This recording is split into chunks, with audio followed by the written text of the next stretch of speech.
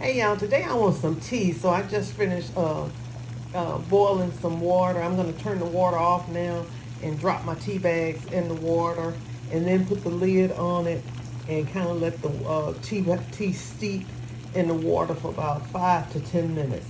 And the tip that I want to share with you today, this is hibiscus tea. I want some cold tea, and so I brew it hot first, and then I put some simple syrup in it, and and then add some the thing that I add to my tea. If your tea is got that little back of the mouth tart kind of taste after you steep it, just drop a little pinch of baking soda in it, and that will cut that bite out of it.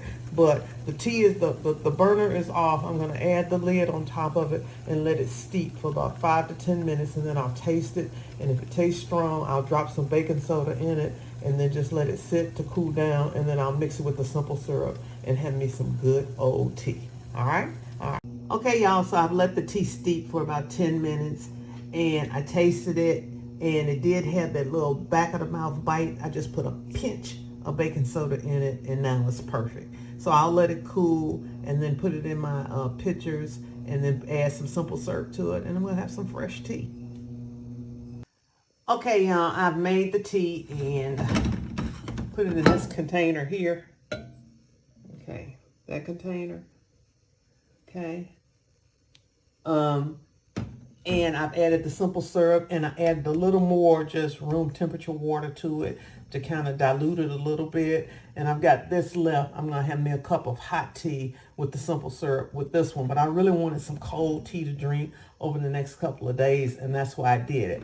Now, here's a disclaimer I have to give you, because a lot of things that I share with you guys are not like chef approved, but they are what I saw my mom do and what I saw what y'all would call aunties now.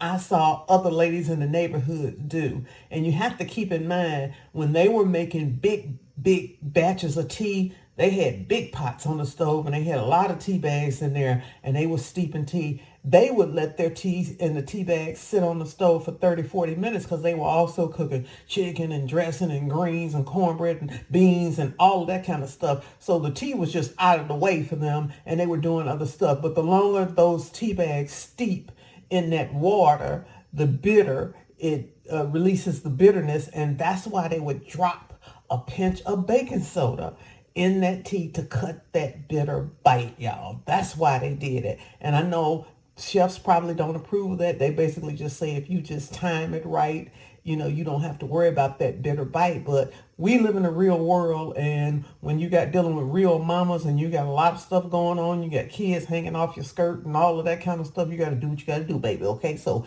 if the tea been on the stove too long, steep it in the water, drop just a little pinch of baking soda in it to cut that bite, baby, because it does work. All right, so I just wanted to share that with you. I just mixed the tea with a little room temperature water and mixed some simple syrup in it, and it is delicious. I'm getting ready to have me a cup of warm tea, but I wanted some cold tea to drink during the week. I hope this little tip helps y'all. Y'all go out and make it a great day, and I will see y'all on the next video. I'm Val.